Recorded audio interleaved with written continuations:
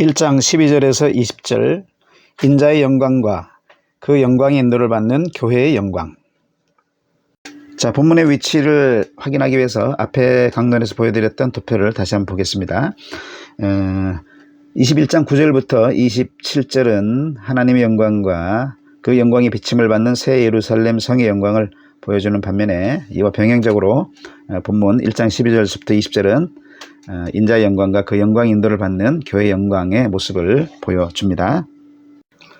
자, 1장 12절에서 20절은 다시 두 부분으로 나눌 수가 있는데 1장 12절에서 16절까지는 높아지신 그리스도의 영광을 보여주고 있고요. 1장 17절부터 20절까지는 고난 속에 있지만 인자의 영광의 그 보호와 인도를 받고 있는 교회의 영광의 모습을 보여줍니다. 그래서 이 두 부분을 연결해 보면 그리스도와 교회의 영광 사이에 매우 긴밀한 연관성이 있다는 사실을 알 수가 있습니다. 이렇게 그리스도와 교회의 영광 사이에 긴밀한 연관성이 있다는 사실은 그리스도 환상이 이 본문에 나타난 그리스도의 환상이 2, 3장의 그 7 메시지에서 계속 나타난다는 사실로 강화됩니다. 거기 보시면 본문에 나타내는 그리스도의 환상이 7 교회에 필요한 메시지를 위한 것이다는 사실을 암시하고 있다는 사실을 볼 수가 있기 때문입니다. 또 이것은 본문의 그리스도의 환상이 만국교회와 관계된다는 사실로도 강화가 되는데요. 4장 이후에서 보면 본문의 그리스도의 환상이 직접 나타나진 않지만은 죽음을 이기시고 부활하신 환상으로 나타나고 있습니다. 그래서 그 그리스도 환상이 바로 만국교회를 위한 것이다 하는 사실을 암시해주고 있기 때문에 그렇습니다. 자, 이렇게 본문 1장 12절에서부터 20절은 그리스도와 교회의 영광 사이에 긴밀한 연관성이 있다는 사실을 잘 보여주고 있습니다. 1장 12절에서 요한은 몸을 돌이켜 나에게 말한 음성을 알아보려고 돌이킬 때에 7 금촛대를 보았다고 했습니다. 자, 여기 7 금촛대는 앞에서 말씀드린 것처럼 7이라는 숫자가 완전수를 상징하기 때문에 만국교회를 상징하는 것입니다. 1장 20절에서는 7 촛대가 7 교회를 가리킨다고 명시적으로 밝히고 있죠. 그리고 또 5장 6절에 보시면 예수님이 그의 영이신 성령으로 온 땅의 만국교회에 거하심을 암시해주고 있습니다. 그리고 이 사실은 그래서 본문이 보여주는 7 금촛대 사이에 계신 예수님의 모습이 의미하는 바가 바로 만국교회에 거하시는 분이시다는 사실을 의미하는 것임을 증명해 줍니다. 자, 그래서 이 7 금촛대는 예수님께서 세우시는 만국교회 전체를 상징한다는 사실을 잘 알 수가 있겠습니다. 계속해서 1장 13절에서부터 16절에 보시면 환상 속에 예수님의 모습이 다양하게 묘사됩니다. 그런데 하나의 모습임을 보여주고 있습니다. 자, 이 예수님의 모습은 먼저는 교회 구원자 되신 모습이라는 사실을 보여줍니다. 이 환상을 보여주는 주된 목적은 바로 예수님이 교회의 구원자 되신다는 사실을 보여주는 데 있습니다. 그래서 고난받는 교회로 하여금 그 주님의 영광을 따름으로써 구원의 영광에 이르게 하시는 바로 구원자의 모습을 하고 계시다 하는 사실을 보여준다는 것입니다. 그리고 이제 부차적으로 세상 심판자의 모습도 보여줍니다. 그래서 교회를 박해하는 거짓 선지자, 거짓 신자에 대해서 심판하시는 모습을 보여주기도 합니다. 이 부분에 대해서 많은 학자들은 거의 대다수의 학자들은 심판자의 모습으로만 해석을 하고 있는데 사실 심판자의 모습으로 해석하기보다는 먼저 구원자의 모습으로 보는 것이 옳습니다. 많은 학자들이 이렇게 보는 이유는 계시록에 나타나고 있는 인땜과 나팔붐, 대접소등 이것을 세 개의 심판 시리즈로 보기 때문에 그렇습니다. 그래서 계시록 전체 계시하는 바가 심판자의 주님의 모습을 부각시키고 있다라고 설명을 합니다. 그러나 인땜은 사실은 세상 심판자의 모습으로 심판하는 모습을 드러내는 것이 아니고 교회를 구원하는 구원자의 모습을 계시하는 것입니다. 그래서 인땜은 교회 구원자의 모습이라는 사실을 보여주는 것이고 나팔붐과 대접소돔은 세상을 심판하는 심판자의 모습을 계시해 주는 것입니다. 그래서 보시면 인땜은 어린 양께서 직접 떼시고 있다는 사실을 볼 수 있고 나팔붐과 대접 소돔은 천사들을 통해서 사역을 수행하게 한다는 사실을 알 수가 있습니다. 자, 이 사실은 분명히 예수님이 바로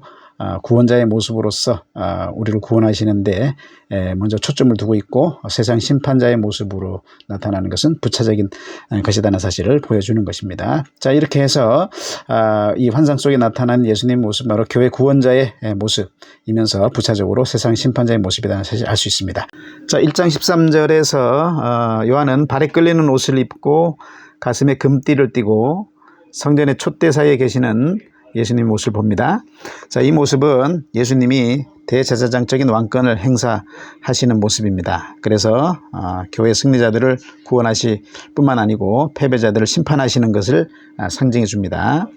그리고 승리자들로 하여금 제사장적 왕권을 갖게 해서 예수님 자신과 함께 세상을 심판하게 하신다는 사실을 보여줍니다. 자, 이 모습은 예수님 자신이 속죄 제물, 어린 양이 되심과 동시에 또 대제사장적 왕이 되셔서 하나님 앞에 자기 백성을 위한 완전 속죄 제사를 드림으로써 자기 백성을 구원하신다. 그리고 자기 백성들로 하여금 제사장 노릇하게 하시고 왕 노릇하게 하신다는 사실과 관계되는 것을 볼 수가 있습니다. 여기 인자 같은 이는 앞에서 설명드렸듯이 교회를 구원하시고 세상 나라를 심판하심으로써 예수님 나라를 세우시는 하나님 나라의 왕, 하나님 아들로 나타나셨다는 사실을 보여줍니다. 이 인자라는 말을 단순하게 인성으로 생각해서는 안 된다고 생각했는데 예수님의 신성을 보여주는 의미를 갖고 있습니다. 왜 그러냐면 이 인자라는 말이 다니엘서 7장 14절에 보면 거기 인자 같은 이가 구름을 타고 하나님 앞에 나아가서 하나님 나라를 상속받는 신적 존재로 묘사되고 있기 때문입니다. 거기에 인자라는 표현이 바로 이렇게 신적 존재인 모습을 보여주고 있는데, 이 인자라는 말을 우리말로 풀었으면 사람의 아들이라는 뜻입니다. 풀었으면. 그런데 이 인자라는 말을 신약에서 쓸 때는 그 앞에 정관사가 붙어서 그 사람의 아들이라는 의미를 갖습니다. 그래서 바로 사람의 아들 앞에 그 정관사를 붙임으로써 다니엘이 말한 바로 그 신적 존재를 가리켜서 예수님 자신이 자신의 칭호로 쓰고 있는 것을 볼 수 있게 되죠. 자, 그래서 예수님이 인자라는 칭호로 쓰셨을 때는 바로 그와 같이 하나님 나라를 상속받는 하나님 나라의 왕, 하나님의 아들이시다 하는 의미를 담고 그 칭호를 쓰셨다는 사실을 알 수가 있습니다. 자, 그래서 여기서 인자 같은 이라고 하는 묘사는 이렇게 하나님의 아들로서 하나님 나라의 왕으로서 교회를 구원하시고 세상 나라를 심판하시는 분이라 하는 의미를 전달해 주고 있는 것입니다. 자, 계속해서 1장 14절은 그의 머리와 털의 희기가 흰 양털 같고 눈 같으며 그의 눈은 불꽃 같다라고 말씀합니다.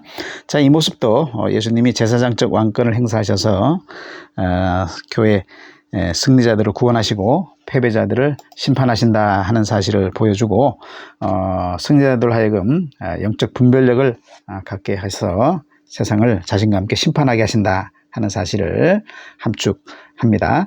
자, 이것은 두아디라 교회의 그 눈이 불꽃 같은 모습으로 자신을 나타내신 하나님 아들께서 참 성도를 분별하여 구원하신다.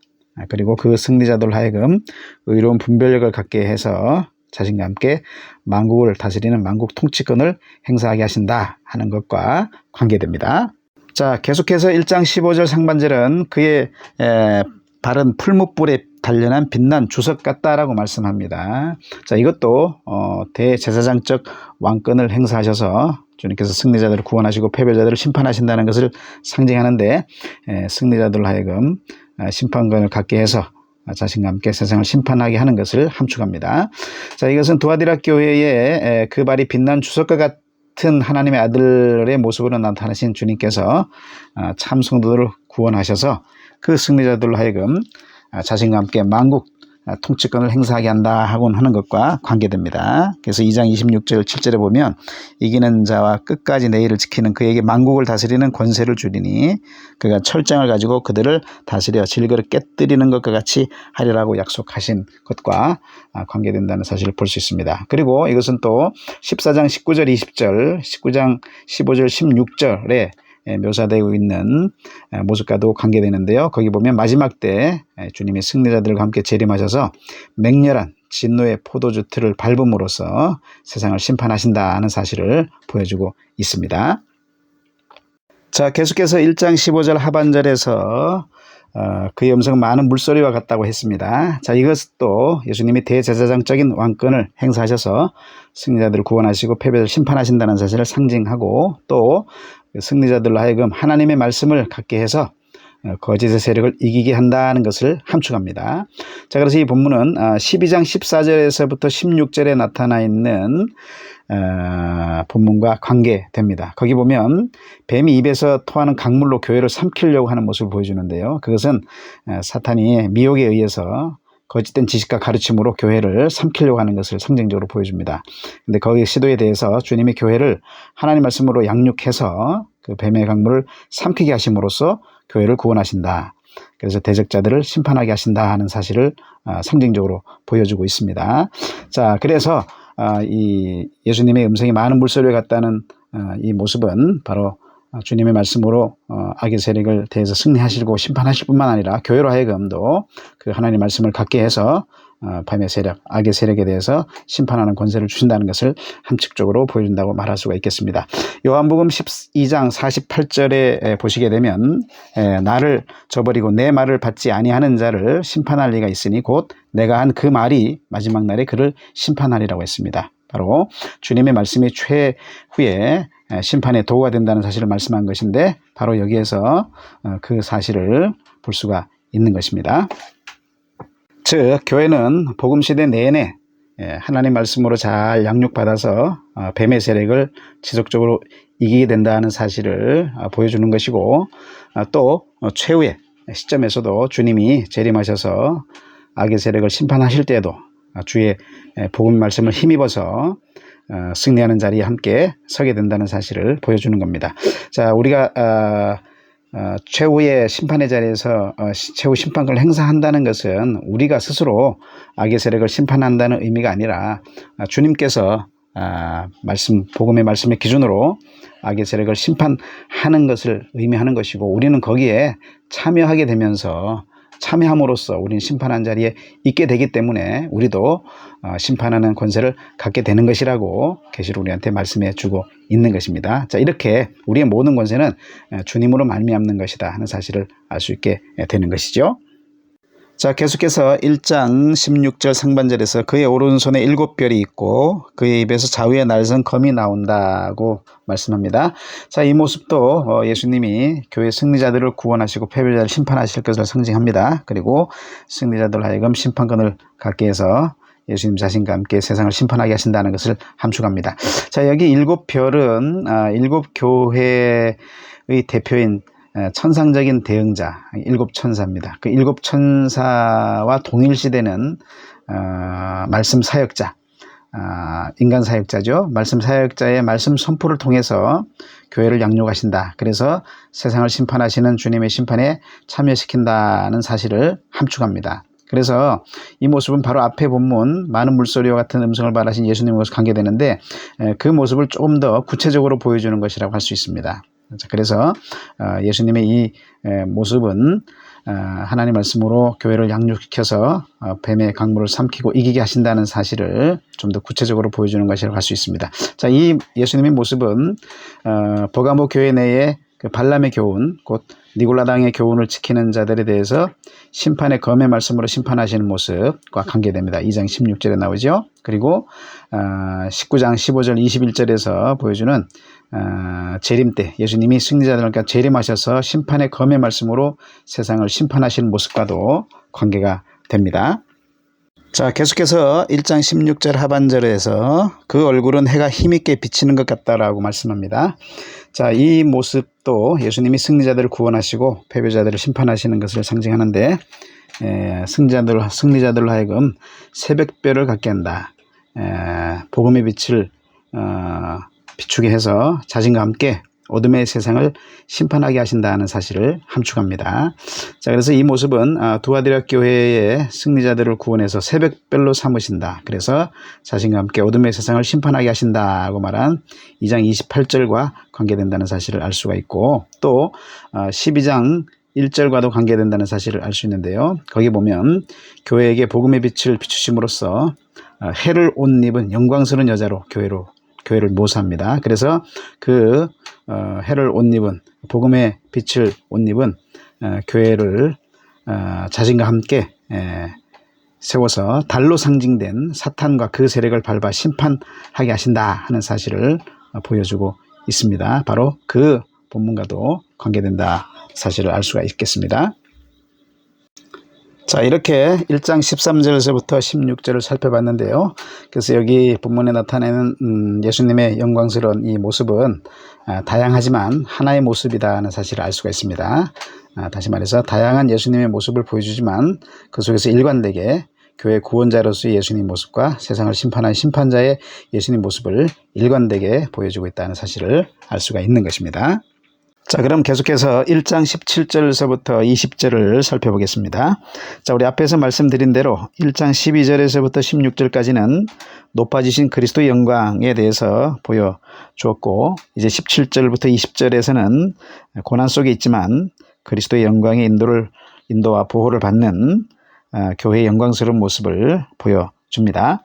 자, 그래서 1장 17절부터 20절에서 예수님이 자신에 대한 칭호를 처음이요 마지막이니 곧 살아있는 자라 말씀하시고, 또 사망과 음부의 열쇠를 가진 자라고 말씀하고 계시는데, 자, 이러한 대조는 부활하신 예수님의 영원한 실제성을 강조합니다. 그래서 다시 살아나셨다가 또 다시 죽는 그런 존재가 아니라 완전히 죽음의 권세를 깨뜨리신, 그래서 영원한 생명을 가지신, 그래서 영원히 실제하시는 주님의 모습을 보여주고 있는 것입니다. 자, 그래서 이 칭호는 교회 구원에 대해서 그리고 원수 심판에 대한 의지를 보여주는 칭호라고 할 수가 있습니다. 그래서 5장 5절에서 말씀하신 대로 마귀의 권세를 깨뜨리고 이기신 존재다. 그리고 자기 백성들에게는 새로운 생명을 주기 위해서 의로운 죽음의 길을 가시고 다시 살아나신 존재다 하는 사실을 보여주고 있다고 할 수 있겠습니다. 자, 1장 19절에서 그러므로 기록하라 라고 말씀하는데, 여기서 말하는 그러므로라는 뜻은 앞에 본문을 이어받는 것이죠. 그래서 죽음과 악의 세력에 대한 예수님의 우주적 승리가 있으므로, 그러므로 이 우주적 승리가 있으므로 주님이 교회를 이제 승리로 이끄시게 될 일을 기록하라 라는 뜻을 함축한다는 사실을 보여줍니다. 그래서 이 19절의 내용, 네가 본 것과 지금 있는 일과 장차 될 일이 어떤 일이냐, 바로 교회가 주님의 그 영광스러운 승리를 힘입음으로써 승리하게 되고, 그래서 세상을 심판하게 되는 내용이 된다. 그래서 궁극적으로 하나님 나라를 완성하는 길로 나아가게 된다 하는 내용이 바로 네가 본 것과 지금 있는 일과 장차 될 일이 될 것이라는 사실을 짐작하게 해줍니다. 자, 그럼 먼저 19절에서 말하는 네가 본 것은 1장 12절부터 18절에서 계시된 그리스도의 영광스러운 환상을 요한이 본 것을 가리킵니다. 20절에 보면 주님의 오른손에 있는 7별과 7 금초대에 관한 것을 네가 본 것이라고 말하고 있으면, 바로 이 12절부터 18절에서 요한이 본 것의 핵심적인 얘기가 바로 주님의 오른손에 7뼈를 붙잡고 7 금초대를 거니시는 모습이라는 사실을 보여주기 때문에, 바로 네가 본 것은 1장 12절부터 18절에 계시된 주님의 영광스러운 모습이다 하는 사실을 알 수가 있습니다. 자, 그러면 이제 이 네가 본 것 12절부터 18절까지 계시된 그 그리스도의 영광스러운 모습은 뭘 의미해 주느냐면, 이제 지금 있는 일과 장차 될 일을 주관하시는 분이다. 그래서 지금 있는 일과 장차 될 일을 계시의 내용으로 삼아서 계시에서 계시는 분, 중심에 서 계시는 분이 바로 그리스도시다 라는 사실을 보여주는 겁니다. 자, 이 사실은 이제 네가 본 것인 그 그리스도께서 바로 지금 있는 일과 장차 될 일을 주관하시게 되고, 그래서 그 지금 있는 일과 장차 될 일이 바로 네가 본 그리스도에 의해서 운행된다는 사실을 짐작하게 해줍니다. 자, 그렇다면 앞에서 우리가 네가 본 것인 그리스도의 모습은 앞에서 말씀드린 대로 교회 구원자의 모습과 세상 심판자의 모습, 으로서의 하나된 모습이다 하는 사실을 보여준다고 했습니다. 자, 그렇다면 바로 계시록 전체 내용은 지금 네가 본 것과 지금 있는 일과 장차될 일은 결국 그리스도께서 교회를 구원하시는 구원자가 되시고 세상을 심판하시는 심판주가 되는 일이 바로 이 본 것과 지금 있는 일과 장차될 일이 될 것이라는 사실을 짐작하게 해주는 것입니다.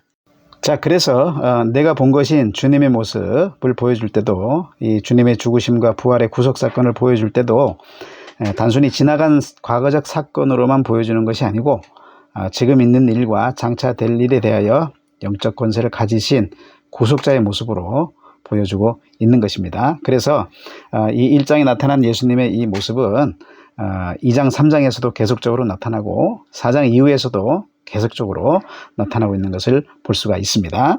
그리고 지금 있는 일을 보여줄 때, 이 현재적 역사를 보여줄 때도 주님의 그 과거적인 구속사건에 응답해서 믿음과 사랑의 동기로 실행해 나간다 하는 사실을 보여주는 것이지, 단순하게 현재 이런 일이 일어난다 하는 것만 보여주는 것이 아니라는 것입니다.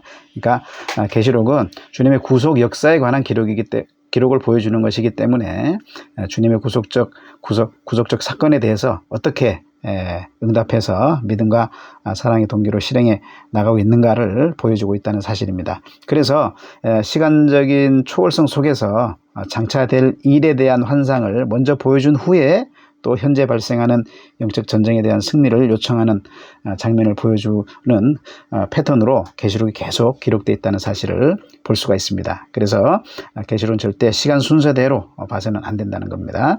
그 다음에 또 장차 될 일을 보여줄 때도 단지 미래에 일어난 일만 보여주는 게 아니고 주님의 과거적 그 구속 사건에 대해서 현재 어떻게 내가 믿음으로 반응하고 있느냐, 어떻게 영적 전쟁 승리를 이뤘느냐, 지금 있는 일에 대해서 반응하느냐에 의해서 장차될 일이 결정된다는 관점으로 보여주는 겁니다. 그러니까 단순하게 미래적으로 일어날 일이 이런 일이다 이런 걸 보여주는 게 아니고 내가 본 것인 주님의 구속의 모습에 현재적으로 어떻게 반응하는가에 의해서 장차될 일이 결정된다라고 하는 이렇게 연속적인 관점에서 보여준다고 하는 사실이죠.